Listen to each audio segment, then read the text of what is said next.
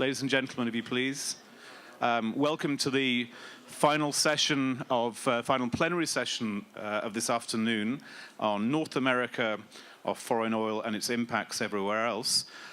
We have the great privilege, before we actually start off the discussion, of having an address from Miss Alison Redford, the Premier of Alberta. Ms. Redford was elected leader of Alberta's Progressive Conservative Party and sworn in as Alberta's 14th Premier last October. Prior to that, she served as Alberta's Minister of Justice and also as Attorney General. She has an extensive background in politics and human rights and a wealth of international experience. Without further ado, ladies and gentlemen, please join me in welcoming Ms. Alison Redford to give an opening address before this panel. Thank you very much.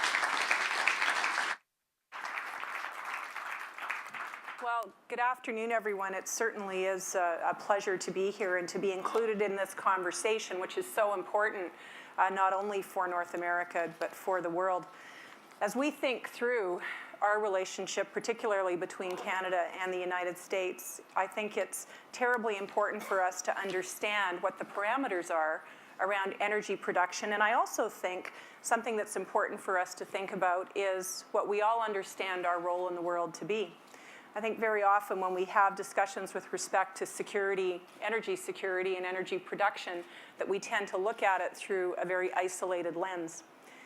I think it's important for us to have this conversation with respect to security because every nation, I believe, has a vision of the ideal society and the legacy that it should hand down to its children.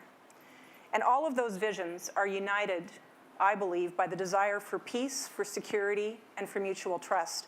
The kind of things that depend on knowing that countries can meet their basic daily needs in a sustainable way.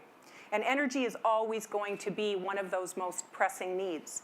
In this regard, North America is extremely fortunate. We are an energy-rich in an increasingly energy-thirsty world. Alberta has the world's third largest proven oil reserves at over 170 billion barrels and hundreds of trillions of cubic feet of natural gas. Other provinces in Canada are also blessed with oil and gas of their own, as well as with hydroelectricity, the power of the sun, the wind, and the waves. And of course, we see this right across North America. Our friends to the south are similarly blessed, and very much these days thanks to shale oil and to gas. The U.S. is expected to become the world's biggest gas producer by 2015 and the biggest oil producer by 2020.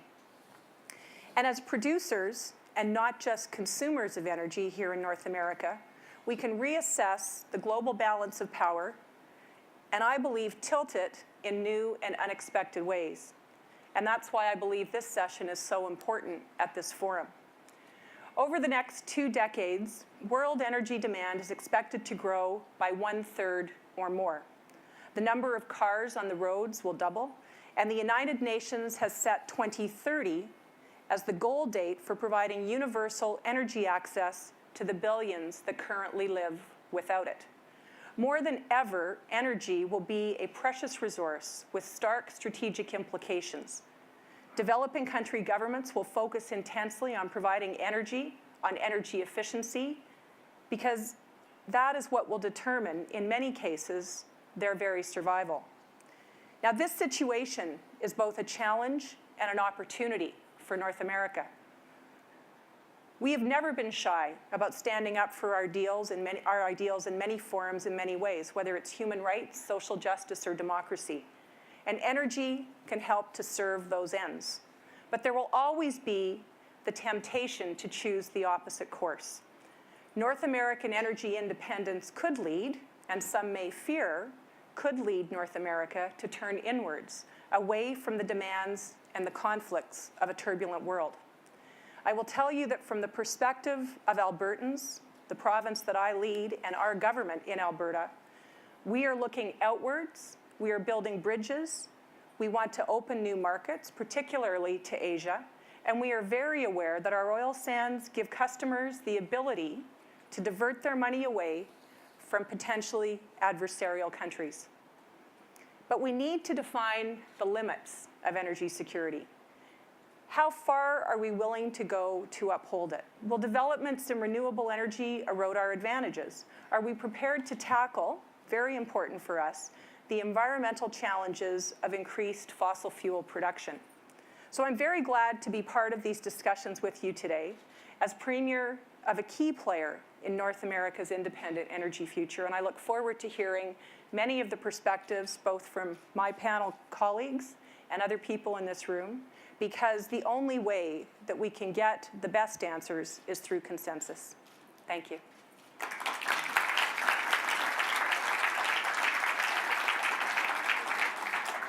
Okay.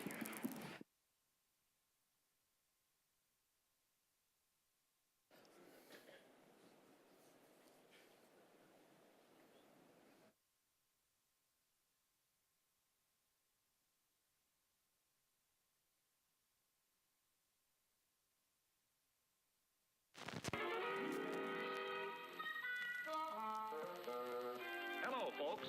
I'm a carbon atom, and since I'm an essential part of each of the hydrocarbons in crude oil, I'm here to give you the inside dope on gasoline. If our energy resources are properly developed, they can fulfill our energy requirement for centuries to come. Oil. What would the world be without it? Almost half the oil we use comes from foreign countries. Our excessive dependence on OPEC has already taken a tremendous toll on our economy and our people. They will reduce oil production by 5% a month until the Israelis withdraw from occupied territories. Just 2 hours ago, Allied air forces began an attack on military targets in Iraq and Kuwait. Our strategy to go after this army is very, very simple. First, we're going to cut it off, and then we're going to kill it. Leave Kuwait or be driven out.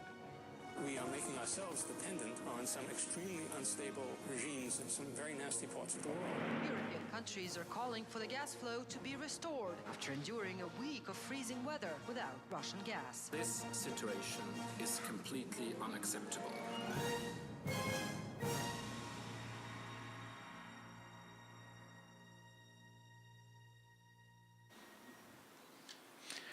I'd just like to say thank you once again to Premier Redford for a very inspiring introduction to this session. And at this stage, let me introduce Tom Clark, Chief Political Correspondent of Global National News, to get proceedings underway. Thanks so much.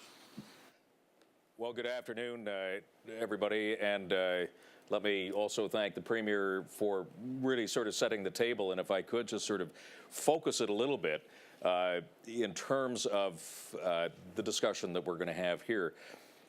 We're talking, of course, as the Premier was, about the International Energy Agency's prediction that in 15 to 20 years, the U.S. will be a net exporter of oil, will be self-sufficient in energy.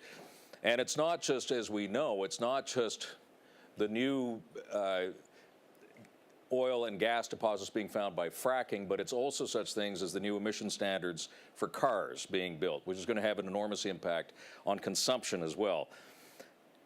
What we're looking at, I think it's fair to say, is nothing short of an enormous fundamental change in the energy picture and how that then affects everything from economic modeling to foreign and security strategies. But here are some of the questions that I think maybe we can deal with here. What happens to U.S. foreign policy when it no longer needs oil from Saudi Arabia or from Kuwait, as that video reminded us of how closely foreign policy was tied to the politics of oil back then. But when you don't need it from there, what changes? To what extent will foreign policy in the U.S. then reflect this new reality, this new energy reality? Will we have a future U.S. president telling an invading country to get out of Kuwait? I don't know. Will China come up with a more muscular policy? They are going to become the major consumer of oil, foreign oil. What are they going to do in terms of their defense and security strategies, keeping the sea lanes open, keeping the security of supply going? And what does that mean for the rest of the world if China dramatically increases its muscular posture? And what about Canada? Little old Canada could get run over in all of this as well. we have the oil sands, but there is an economic model to the oil sands that says that when there is a lot of supply and when consumption is low, somehow the economic modeling doesn't work out so well. Let me introduce our panel. First of all, on the far side is Fabrice Potier. He is the head of planning for NATO. Of course, Alison Redford, Premier of Alberta, who you've already heard from, and Senator John Barrasso. He's a senator from Wyoming, a Republican. And for any politician in the crowd, I congratulated him because in 2008, he had a margin of victory of 73%. He quickly corrected me. He said, I just ran for re-election. I got 76%. So that's pretty good. Premier, you may want to talk to him afterwards. Anyway, Senator, let me start with you and the question that really sort of drives this discussion, and that is what happens to U.S. foreign policy when you no longer need oil from Venezuela or the Middle East? Will there be a recalibration, in your view, in the next couple of years to reflect this reality? Well, there certainly may be a recalibration. I got to think of it in the sense of, because as you mentioned, energy security is national security. Yeah. Yesterday we talked about the 3 Ds. I like to think of the 3 Es, with the energy, the economy, and the environment. Yeah. And to me, that's energy security, economic growth, and then environmental stewardship. And I think it's very important that we keep all 3 of those in mind. But as Senator McCain said, the greatest threat to our national security is our debt. With a $16 trillion debt, if we as a nation don't have to send a lot of money overseas as we're doing now and can keep it in this hemisphere, keep it in the North American continent, I think it makes a big difference for our national security. And then different decisions may be made. Fabrice, let me throw it to you, but from a NATO perspective, when you're modeling out 10, 15 years, and I talked about, rather, the possibility of a more muscular stance by China to deal with oil security and so on. When you're sitting down at your modeling desk at NATO, what do you come up with? Well, first, let me say it's great to be here, even though I feel the more typical energy-dependent European when I'm sitting on a panel with US and Canada on it. But it's a very good question, and I think first let me start with a policy disclaimer. Energy is a relatively minor issue on the broad NATO agenda. It has grown over years as a result of some events, especially in 2006 with the energy shortage in Central and Eastern Europe. But energy remains a slightly, I would say, limited in scope area for NATO, which is more like a facilitator for the allies' concerns than a real policy shaper. Having said this, on the broader picture, I think what we are seeing, which is very interesting from a long-term policy planning point of view, is we are seeing a great energy pivot. And I think here pivot is the right term. It might not be for other cases, but here it's very appropriate. We are seeing indeed the US that will become energy self-sufficient. However, that does not necessarily mean that the US will disengage. And I think we have to start considering these paradoxes, because the US is not just about the security of energy supply, it's about keeping key regions like the Gulf open for business. And I think we have to factor that in. On the other hand, we see that Europe, the picture of for example, the shale gas revolution that you call in the US, is more a shale gas evolution, and it's a mixed picture, where you see some countries like Poland, which indeed are going to move forward, and some countries like mine, or Bulgaria or Romania, who are putting a freeze on shale gas exploration. So the outcome of this mixed picture between the US and Europe is that the US might have a competitiveness boost because of relatively cheaper energy prices, whilst Europe might be the loser. So I think we need to look at the kind of more global picture, and I will finish with that on this great energy pivot. It's also the question about pivot to where. And I think Premier Redford put the finger on this, pivot to just have a gas transition to a zero-emission energy and economy, or pivot to keeping on having low-emission gas and clean coal economy. So I think the question is where are we heading to, whether we are going to stay with fossil fuel or whether we are going to really go in the next 10, 20 years into the renewable business. And Premier, that very neatly brings me to the question I want to ask you, and that is, starting with the economic modeling of the oil sands, it's roughly speaking $80 a barrel. Anything above that, it makes sense to develop it. Anything below that, you put the brakes on because it's not going to pay off. But you've also got, and going to Fabrice's point, you've also got, beyond the economic modeling question, you've also got the public relations. I think today there was a big demonstration at the White House. I don't know if Daryl Hannah was there or not, but there were a couple of fish. But when you're up against, and maybe this is more of a problem for the environmentalists trying to decide which is worse, fracking or oil sands, but how do you deal with the twin challenges coming in at you? Basically, number one being the economic modeling, oversupply, consumption going down, and then also the broader problem of trying to sell this idea around the world. Well, you know, the sorts of companies that have invested in the oil sands from the beginning and even now are incredibly competent and successful and accomplished companies that really have had to make long-term investments in the oil sands. And for anyone that knows Alberta and knows our economy, there's always volatility with respect to resource prices. It's something we have to build into our long-term planning, and it's what companies have to build into theirs. And it's quite interesting because all of these are factors that will impact profitability for companies. But in terms of the ability to produce and sort of the magic number of $80 a barrel, with some of the new technologies that we're seeing and some of the efficiencies that have become part of what oil sands production currently looks like, we're seeing lower costs, and we're seeing the ability to produce a product that we can be very confident of is being produced in a much more sustainable way than it ever was before. You know, the reality is that in the 1970s, and it doesn't matter whether it was the oil sands or it was some of those pictures in that video, we didn't think the same way about environmental stewardship as we do now. Now, unfortunately for the oil sands, we have some pretty physical examples of that. There are some of those examples in other places as well.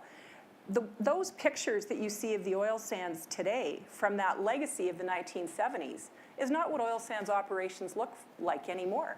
And if we think of the work that we've done with respect to research and innovation technologies, independent and joint monitoring panels that are able to critically assess and be peer-reviewed around environmental impact, we're seeing great progress. The other thing that's important for us to acknowledge, and I've certainly done it since I became Premier, is that we have to keep doing more of that, and we have to keep doing it better.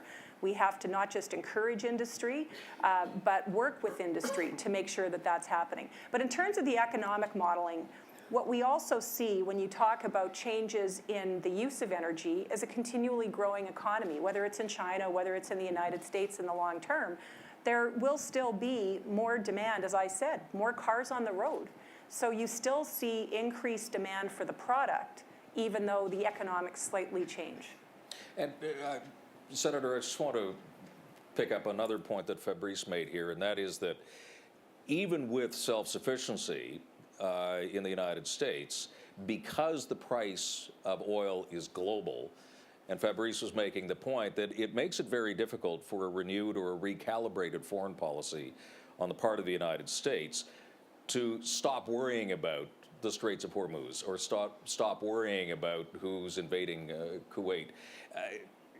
Is it going to be necessary for the United States to continue its very muscular approach to the security of oil in the Middle East and elsewhere around the world? Well, I think in terms of just the global economy, it's important that we're participating. I think in the last panel, someone said we need to do smart spending and we need to do free trade. And I think that we're going to have an opportunity to export liquefied natural gas that 10 years ago we thought we were going to be bringing in. But policies come into this all the time. I'm a big supporter of the Keystone XL pipeline.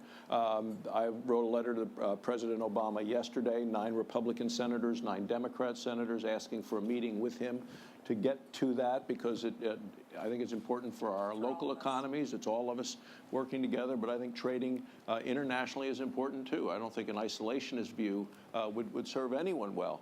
And it is interesting when we talk about the footprint that from an environmental standpoint and environmental stewardship. Wyoming has probably more coal than any other state. It's, you talk about available, reliable, secure, and affordable source of energy. The reclamation, is a much smaller footprint than we see with the wind turbines, where you see the turbines and the transmission lines are the big issue, because as we were talking about a little earlier, where the wind blows the hardest is not necessarily where people want to live, and then to get that transmitted is an issue, and over whose land, not in my backyard, federal land versus private land, and where do those things move? So they've got a lot of policy discussions and decisions to be made before you get to this whole issue of where we are internationally. Just before I go to the audience, and I really do want to make this a conversation, but Fabrice, you want to, I've got a question for you and you want to say something. Why don't you say something first and then? Okay, thank you. I just wanted to posit a new premise, saying I think we all agree that we are not going to talk about or experience a brutal disengagement of the US from key regions because it's not just about energy, it's about the global economic picture. However, the question, which is highly relevant to this forum in general, is what kind of US presence, what kind of US power are we going to see in these regions? And I think the previous panel was very interesting in talking about the US leadership through partnership. And we could posit that in the Gulf region, we might see a US leadership that might be more relying on its regional partners, but also on the out-of-area partners, such as the Europeans, but also the Asian partners. So it might, I think we will still see US leadership, but it might be a new kind of leadership because of what the energy picture is like. So this was my point. And you neatly answered the question I was going to ask you in the first place. But, you know, it was interesting. Peter MacKay earlier today had that great expression from his dad that said that when the water table in the well goes down, the animals look at each other differently. In this case, it looks as if the water level is rising because we're no longer talking about energy shortage. We have energy surplus, which goes to your posit that multilateralism may become more fashionable as a result of that. Let me throw this to the audience, and Scotty. I'm sorry, yeah, microphone's coming.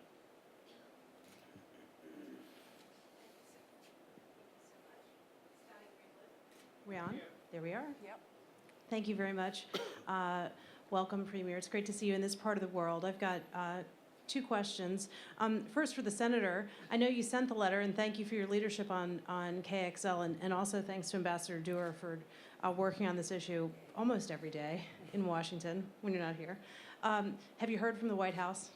And what do you think, seriously, the prospects are? You've got the Republicans have led the charge politically. You've got 9 Democrats, as you've said on the letter. Do you think now with the elections behind us, with Nebraska completing its process, you know, are you optimistic about KXL? And then if I could just ask the Premier, could you talk a little bit about the prospects of bringing Alberta oil and gas west to east to this part of the world? Sure. Thank you.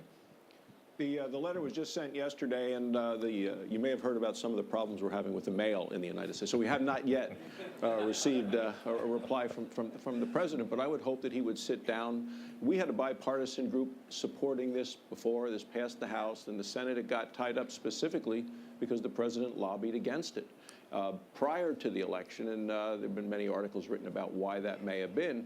But I think it'll say a lot about the president now that the election is over. He has won, and we now need to move forward in terms of dealing with issues of our energy security, our national security.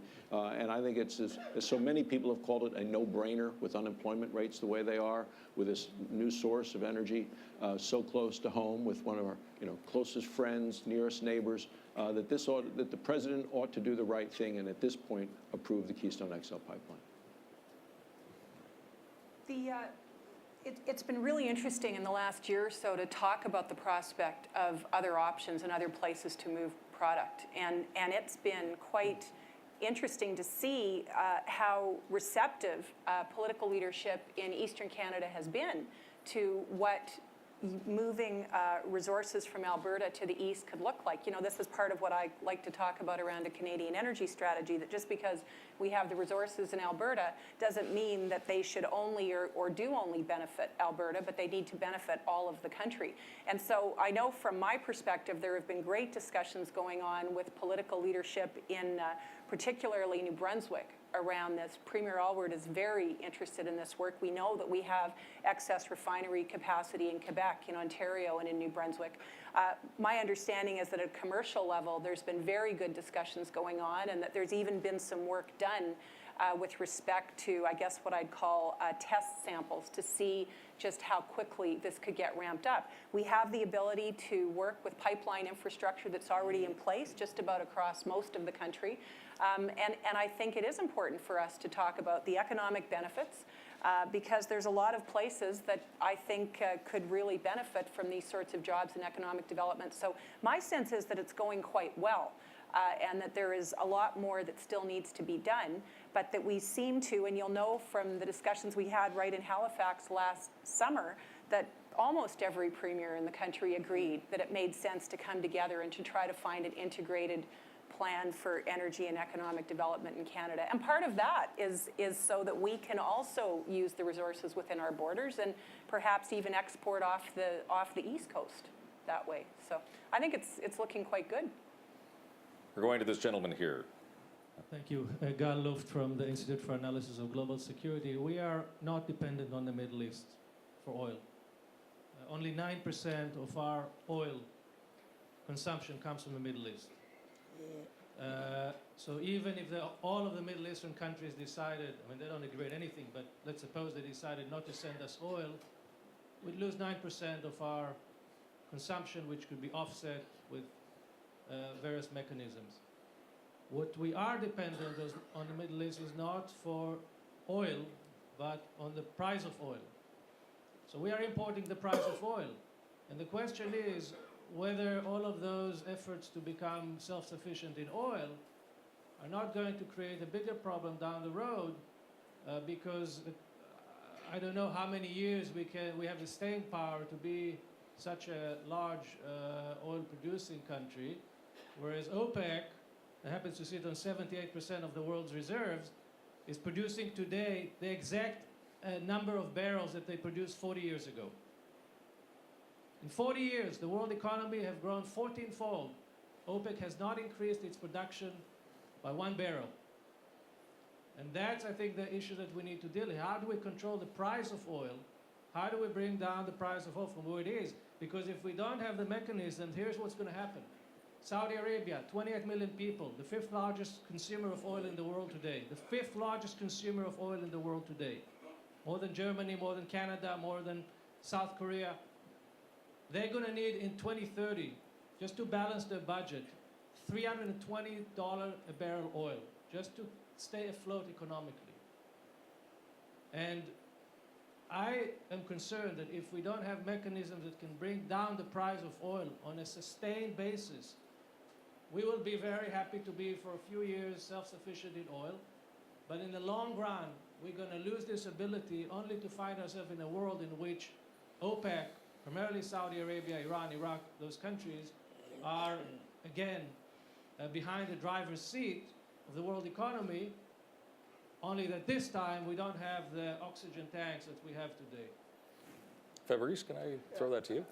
I think this is a very interesting point, and it helps me to bring it back to what I was trying to say earlier.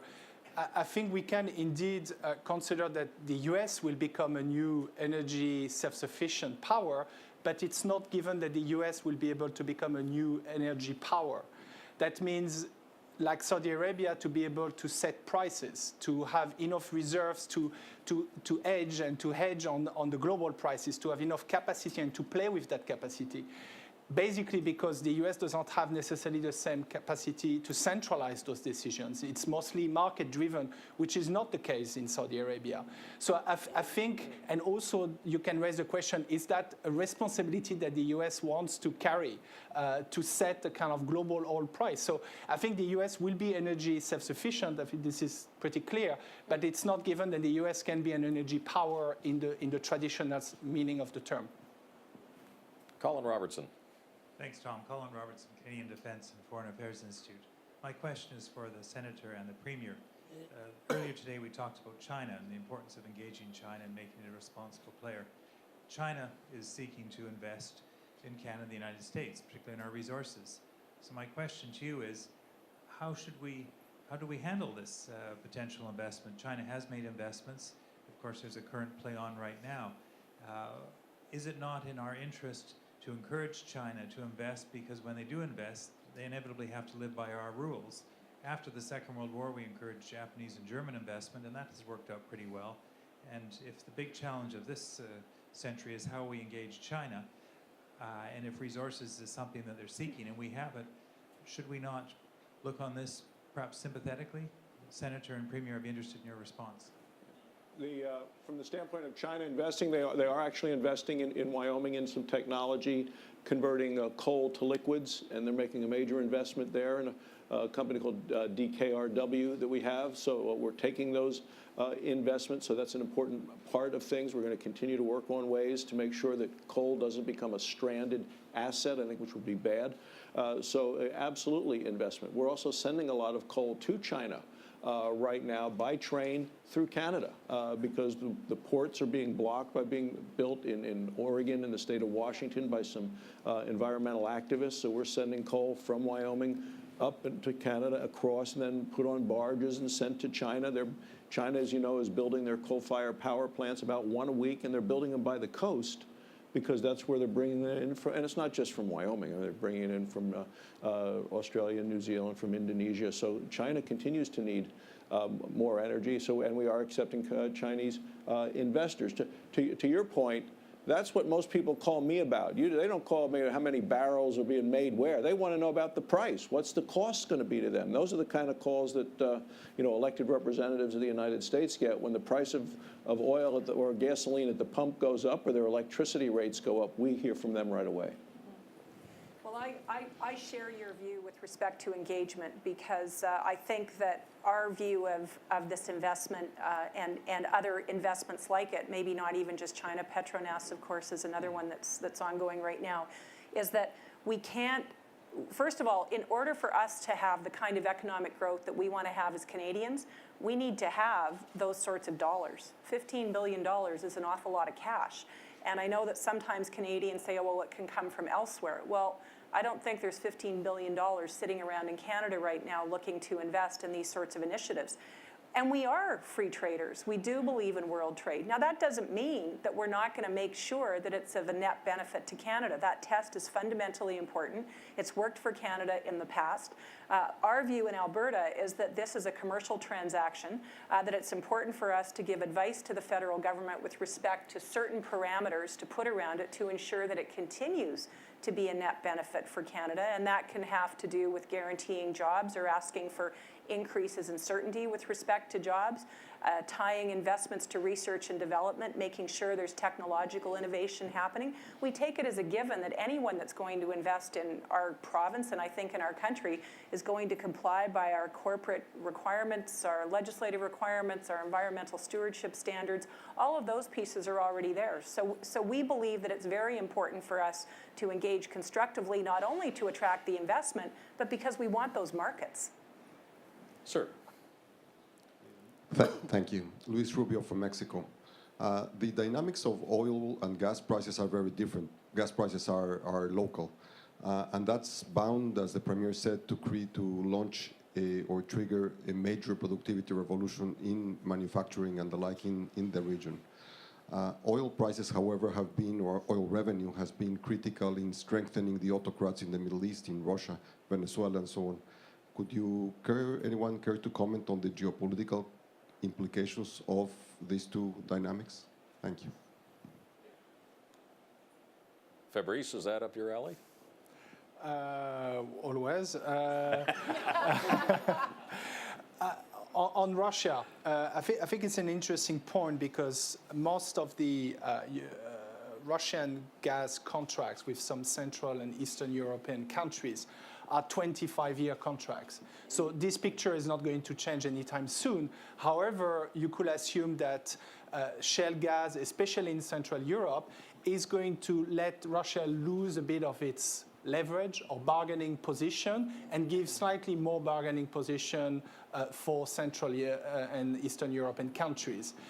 But you are right about the connection between gas and oil. I think this is Not yet, we're not there. And on the broader picture across Europe, I think we also have to remember that we will have energy-rich Europe, country like Norway, obviously, but potentially Poland. And then we might have an energy-efficient Europe with a country like Germany.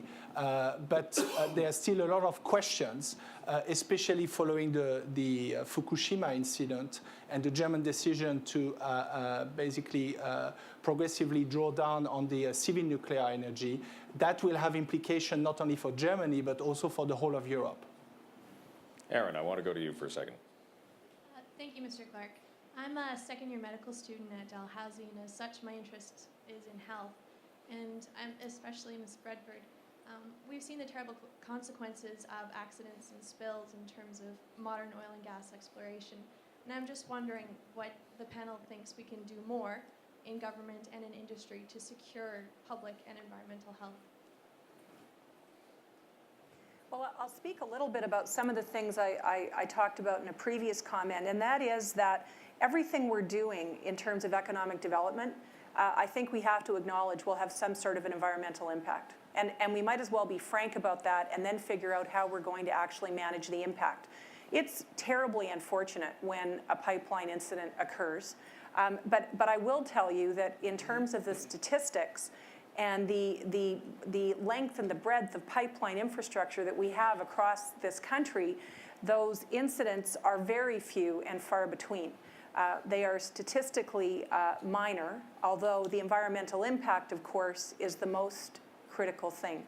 What's been really interesting, and people, I think, tend to not speak so much about that, is that we see the first pictures, which are devastating, not denying that at all. But today we talk about the Gulf in an entirely different way than we did when the incident happened. If we look at what happened, even with respect to pipeline incidents in the United States in the last couple of years with the Enbridge pipeline, we're actually seeing incredible commitment from companies and from government to ensure that regulatory standards are in place, that there is an appropriate response, that the resources are in place to deal with that, and when they're dealt with effectively. And so while we do have these issues and we have to face them, it's not as if we simply throw up our hands and abandon the results. We deal with the impact, we deal with the results, and we have tremendous success as a result of that. It's also important for us to ensure that we're putting in place, independent, scientifically verifiable monitoring panels, independent regulatory processes to ensure pipeline safety, that we're ensuring that companies are continuing to develop newer technologies with respect to pipe. That is how we overcome this. There will be incidents, and it's unfortunate when they happen, but it's better to be prepared for them and then to move through and have success at the other end. That's our view. I'm a doctor. I practiced medicine for 25 years before becoming a United States Senator, and I look at it from several different points. One is we want to make energy as clean as we can, as fast as we can, do it in ways, though, that don't increase people out of work and don't increase cost to consumers.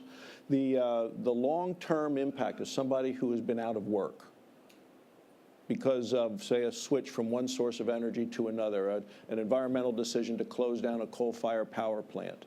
In those communities, the incidence of the stress of being out of work for long periods of time, and I put out a whole report to this in the Senate, increased rate of heart disease, stress, high blood pressure, strokes, spousal abuse, chemical dependence, alcohol abuse, horrible impacts on the individual and the family. So it is trying to find that balance between energy security, economic growth, and environmental stewardship. And the part of the economy is a big part of this as well, in addition to the environmental stewardship.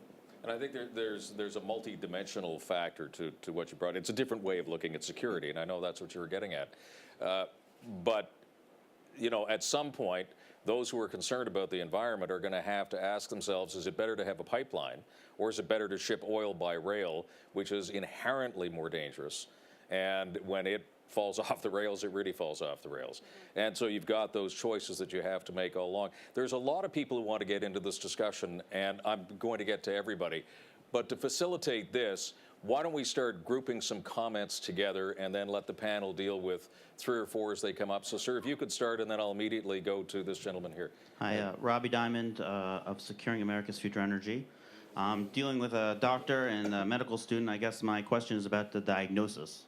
So we've diagnosed our problem as ending our dependence on foreign oil and becoming energy independent. And as Gal Luft said before, that's not really the problem. The problem is price and price volatility. As the CEO of United Airlines says, I can run a profitable airline at $150. I can run a profitable airline at $60. The problem is I have no idea what that price is going to be based on everything going on around the world. And so if we've diagnosed our problem for all this time as ending foreign oil, Wall Street Journal comes out with a front page headline, we're becoming energy independent. I've been asked about this over the last 5 days at least 5,000 times. I guess my question for the political leaders is, I think the people's expectation is we've solved our problems because we produce all this oil, but we really haven't solved it. We should produce all our oil from a balance of payments and jobs and everything, but from a really security question, it's a demand question. How important is oil to every dollar of GDP? And are we totally dependent on oil for our transportation sector, or do we have other alternatives for that sector? So we misdiagnosed the problem for the public, and have we led them down a path since the 1950s? And how do we get out of this whole tastes great, less filling, Republican versus Democrat, I want to drill versus I want electric cars or natural gas cars, and bring these things together because of the short-term, the medium-term, and the long-term solutions, but the policy you need to institute today. So how do we change the rhetoric for the public to be supportive as opposed to being misled? Thanks. Let's add to the conversation. If we could take the microphone, this gentleman, and then over here as well. And then we've got another gentleman here. Go ahead. Thank you very much. Jim Boutillier, Royal Canadian Navy. It strikes me that Alberta lies at the heart of a paradox. It's an island, but it's a long way from the sea. And without risk of inviting cardiac arrest on the part of Premier Redford, I'd like to turn to the woman who didn't turn up for dinner, and that's Premier Clark. And her shelf life, I think, is probably extraordinarily short, perhaps fortunately, but the person who's going to succeed her will be even more difficult. And so I'd like you to reflect, if you don't mind, on some of the challenges in terms of the Northern Gateway. That is to say, how to move energy from Alberta to the BC coast to feed the appetite for energy in Asia. And that, of course, I think will be beset by not only environmentalists, but First Nations players, and by resistance on the part of the NDP government within British Columbia. So this is a dog's breakfast, as they tend to say in the Navy. So I'd be interested in your comments about how to deal with this challenge. Thank you. Let's get one more comment, and then we're going to throw it back to the panel. Have you got a microphone there? Thank you. Okay. Hi, I'm Lisa Friedman. I write for Climate Wire. We're an energy policy magazine in Washington. Thanks for doing this today. Have we met before? I think we. Sorry? I think we met before. Oh, yes. Hi. Thank you. My first question is for both of you, and a short one, secondly, for the Senator. But going back a moment ago to the discussion that you were having, Senator, about China's insatiable energy appetite, there is the annual UN climate talks that are coming up a week or so from now. The scenario is that they have agreed by 2015 to create a new agreement with legal force that will go into effect possibly by 2020, to which all countries, presumably all emitters, would take commitments to reduce emissions. I'm wondering if the two of you can speak to whether you see your countries accepting this. Can you see, Senator, the Senate accepting by 2015 a legally binding climate treaty, and same in Canada? Secondly, for the Senator, we have in the State Department a new energy diplomacy unit. Forgive me if I'm wrong, my understanding is that you have some concerns. There's a hold on the ambassador. Can you explain, do you see that there is a space for that unit, for there to be an energy diplomacy discussion in the talk about energy security for North America? And maybe you can explain some of your concerns if you have them about this office. So 3 completely different topics, but all connected by one thing, and that's politics. Dealing with Republican-Democratic split, dealing with the supply route to Asia from Canada, and finally with the international agreements. Where do we want to start? Who wants to take up the first cudgel on this? Fabrice declines. As an external observer, all I would say is it seems that the dilemma is if you are energy self-sufficient, you will have to manage your local politics. If you're energy dependent, you will have to manage foreign politics. So it seems that's the kind of dilemma. I'll talk about, I think I'm probably going to talk about. Would you prefer to ignore? Which one would you like to answer? Well, the one I can't ignore is Gateway. And that's important because we know that we need to have access to Asia. And there are some very good pipeline structures already in British Columbia that allow for some of that access to Asia. Trans Mountain Pipeline, the Kinder Morgan pipeline that has existed, that is growing, has had great success and will be important. It's very interesting for me right now to watch what's happening in British Columbia because I won't comment on the current politics in British Columbia, but what I will say is that as British Columbia is getting closer to their provincial election, what we're starting to see from some of the candidates, including the leader of the NDP, is a willingness to talk about what arrangements might be able to be put in place to allow for access to Asia. And that's just what I'm reading in the newspaper and what I'm seeing in communities, because there is a sense that it matters. And we can debate back and forth about what the economic benefits are and what the latest studies are. Things like this lead to economic growth. And so one of the questions that I think is starting to be asked in British Columbia is, do we want this economic growth, and how are we going to balance that? I also know that there's an awful lot of good work going on that will take a lot of time with First Nations communities.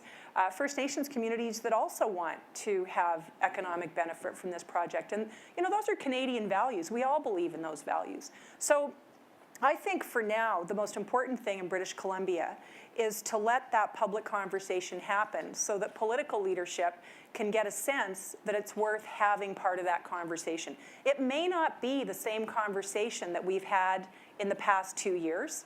It may be a different conversation. It may take on a different project structure. It could take on a different commercial structure. Our view in Alberta is that it's not our job to be involved in that that's a decision that British Columbia needs to be engaged in. And in fact, if I lived in British Columbia, I'd probably resent the fact that the Premier of Alberta might have an opinion about that. But it's important for that conversation to happen. And it's important for us as premiers right across this country to talk about why this matters in Canada's interest.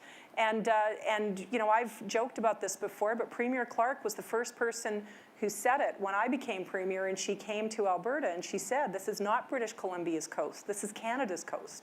And we care as much about that coast as anyone else. We just like to use it to export product. So.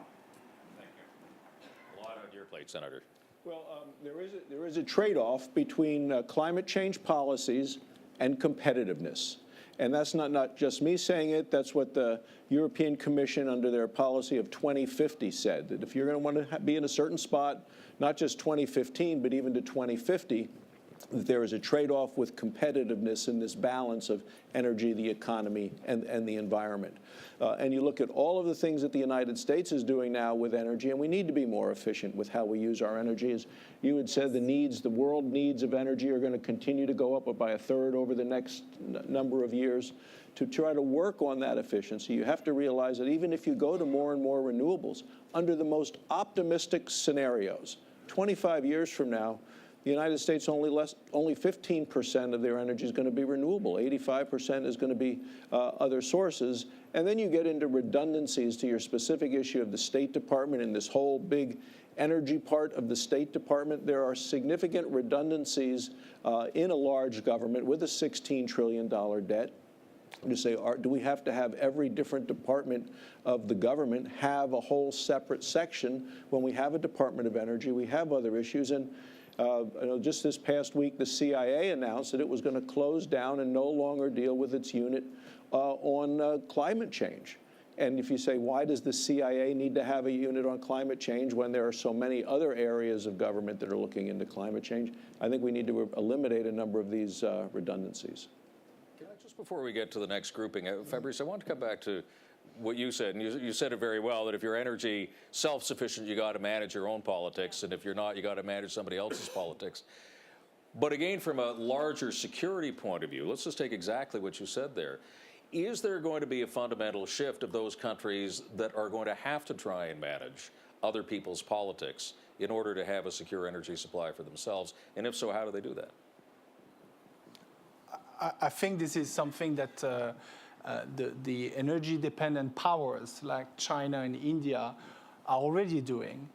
Maybe the difference which was raised in an earlier panel is that they are not yet carrying the burden that comes with it, which has been traditionally carried by the US. And the question is, what kind of global energy burden sharing are you going to see in the next 10, 15 years? And there might be some room for cooperation between, say, China, which is now the main energy exporter or importer from the Gulf, from Gulf oil, and the US. So I think it's a fair point, but the question will be how far do you go? Because this burden also involves some security guarantees and some security arrangements, which has some implications about the well-being and the security of the local energy producers, like the Gulf countries. And I'm not sure how they see that possible grand bargain between, let's say, the US and China. So I think, but it's certainly something that will be more on the agenda in the future. Let's go to our next grouping. Sir, start with you. Thank you. My name is Eamon Fingleton. I'm the author of a book on China, America's economic relations with China. I'm interested in the impact on the U.S. balance of payments of the new developments. Are we talking about an impact net of $100 billion improvement in the balance of payments? Are we talking about $200 billion? And I will remind you that the balance of payments deficit right now is about, what, $600 billion? Can anyone give me an estimate on that? And of course, there's a problem here of making the calculation, which is to assume the appropriate oil price. Let's assume today's oil price. Okay, we'll get to a specific answer on that. And yes, sir, go ahead. This is on, yeah. Taylor Wilson. This maybe is a bit more of a comment than a question, but I think it's really important in the context of what we're talking about, especially as we talk about natural gas, is if you look back a decade or two, we never would have thought natural gas would have this much impact on that kind of our energy portfolio. And that's really a technology-driven impact. It was fracking. It was something that the U.S. Department of Energy put a lot of money into, and it was something we didn't really see coming. So I think we need to maybe preface this conversation by saying that technology is going in the next decade, 5 decades, 100 years, change dramatically. And I think that we'll move away from things like oil to uranium. And then uranium, if we're looking 50, 100 years in the future, things like lithium. Lithium in the future for fusion energy and batteries is going to be huge. So again, being in Canada, Canada has a lot of uranium. It has some of the largest reserves of high-grade uranium ore in the world. So I think that, again, Fukushima Daiichi, the accident there, maybe stop the growth of nuclear energy like the track it was on, but it will definitely, because it's carbon neutral, play a part in our energy future. So I think we need to be careful to talk about kind of the future, because we didn't see natural gas coming. You know, what are the other things we don't see coming? So thank you, sir. I'm Lincoln Bloomfield. I'm a former government official, now chair of the Stimson Center in Washington. I just want to introduce perhaps a contrarian thought and see what the panel's reaction is. It may well be that the U.S. will become energy self-sufficient. It may well be that we invite Chinese investment into our energy sector in the future as part of our engagement with China. It may well be that our strategic needs overseas become less onerous because we're not as dependent on foreign oil sources. But looking back in history, not very far, China invested tried to invest $18 billion in BioUnical, and it became such a controversy in Washington that I'm told at the head of state level, conversations led to China to pull it back. And so their investment was not entirely welcome. Unlike the other major oil producers in the world, the U.S. is not a national oil company. It's a private sector. And so just as when President Clinton took oil out of the Strategic Petroleum Reserve to address a price issue, the traders who were sort of qualified to buy it turned around and sold it to the highest bidder. A lot of it went to Europe. So there's nothing stopping that energy that is produced in North America from chasing essentially the price point wherever it is in the world, which is not necessarily a bad thing. The third point is that the other sort of unexpected contingency, just to pick up on this point, might be low prices. There was a point in the late 1990s when prices became so low that there was an anti-dumping case introduced into the United States, and the Secretary of Energy was put on a plane 3 times to sort of counsel members of OPEC to take oil off the market. The third time, in March of 1998, it worked, and that took us to $140 oil. And so the question then is, because the United States, we've looked at the low price scenario, and two major countries that would suffer the most would be Saudi Arabia and Russia.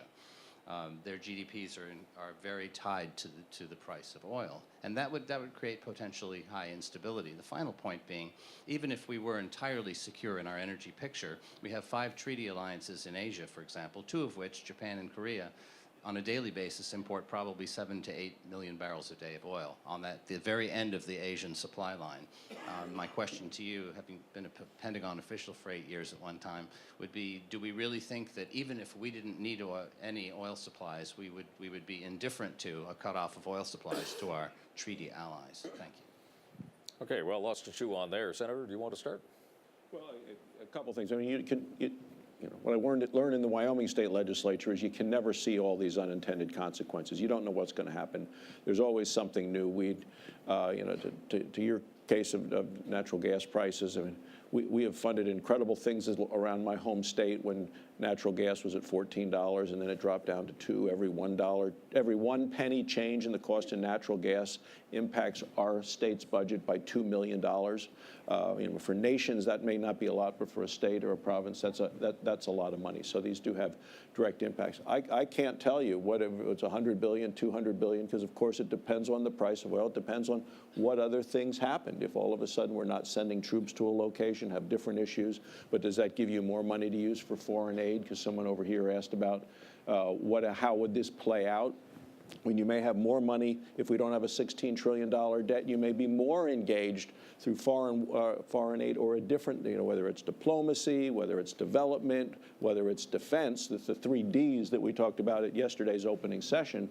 I think it's impossible to see all these things. I just think from a standpoint of the North American continent, it's much better if you are able to develop your energy resources to the fullest, and we are able to take advantage of those more local, safer, more secure forms of energy. Well, it's interesting. I want to follow up on that because I've only been in politics for about 5 years, but energy has been fundamental to most of what I've been involved in. And I think of some random comments that I've heard over time. I remember having a meeting in Alberta, and there were a number of officials from think tanks in Washington there. And this would have been 4 or 5 years ago, and we were talking about pipelines and access to market, and one of the comments from someone from Calgary, a producer in Calgary, was, well, if we're not able to get access to the U.S. market, then we'll be able to get access to the Asian market. And the response from someone at a think tank in Washington was, well, sometimes we like to know where our competitors are getting their energy from. And I thought, it's very interesting how over the years, conversations start to change.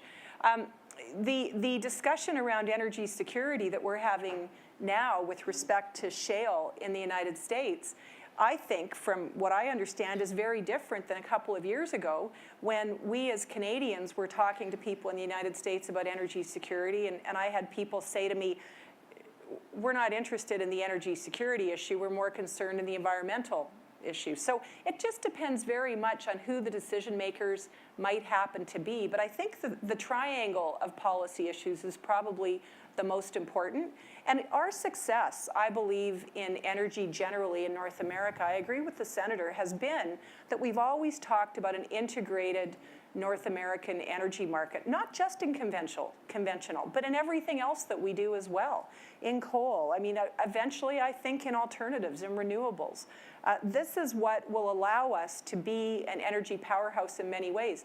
The other thing which I find interesting, and I saw it on the video, and I know that many people say that, is this assumption that all foreign policy is only driven by oil. I don't actually believe that. And I know that whenever I have had people make that comment, I've thought that's a little bit too cut and dry. And so I think it does still speak to the fact that you need to be an international player. You need to be connected to a global economy, committed to free trade, and work with your closest partners to keep things going. Because you're right, technologies will change. They will change over time, and they will change with significant investment from industry and from government institutions. But I do think that very often when we have these discussions, we always look at very particular reports that have been developed to build a particular case for a particular technology. And what we see is that that is one piece of what an energy economy looks like, but it will not be everything. You know, and I would be very surprised if you would even argue that in 50 years, everything will be uranium or everything will be lithium. An integrated economy is what actually allows us all to grow and thrive. And I think the truth of your statement that not all foreign policy, especially in Washington, is driven by oil, is because if it was, Alberta would have been invaded a long time ago. Fabrice, you want to get in on this? Yes, I may use the question from the gentleman about the not to kind of be too straitjacket about the future, and I think he's absolutely right, to do a bit of NATO advertisement, if I may. And I think because here it has a direct implication for the way NATO can conduct operation in the future. You could posit that Afghanistan might be the last large-scale, high-intensity fuel operation in terms of how much fuel we have been using to basically carry out this operation. And I think we've realized the cost that comes with it, both obviously environmental cost, but also economic and political cost.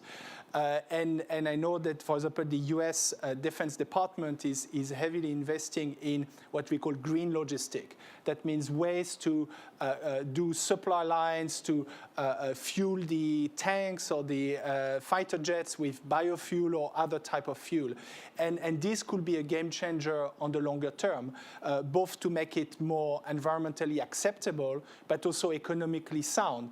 And here, I think NATO potentially has a role through its smart defense project, which is something very dear to my boss, the NATO Secretary General, which basically will help some NATO members to develop some common projects on how to develop this green logistic within their armed forces and how to plug the different standards and the different technologies so they can still operate together in, let's say, 10, 15 years' time.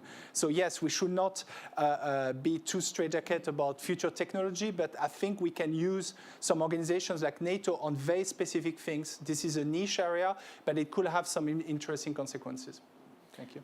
Well, ladies and gentlemen, that brings us to the end of this session. I want to thank Fabrice Poitier from NATO, head of planning at NATO, Premier Alison Redford of Alberta, who's also got a lot of uranium. You want to be nice to this person. And, of course, Senator John Barrasso. Thanks very much for being here, and thank you all very much for your comments.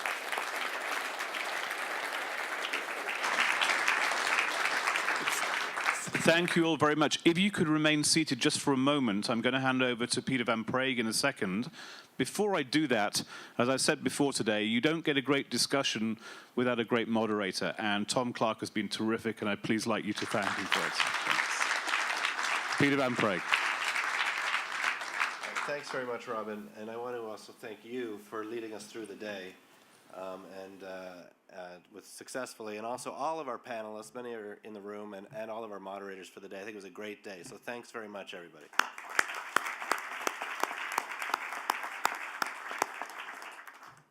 You get half an hour off, and then we'll see you downstairs in the lobby around 6:30.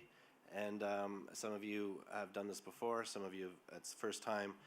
We take you out in the town in Halifax to, this year it's 21 different restaurants, and we hope you enjoy your evening, and we'll see you back after dinner in the lobby bar. Okay, have a great evening, everybody.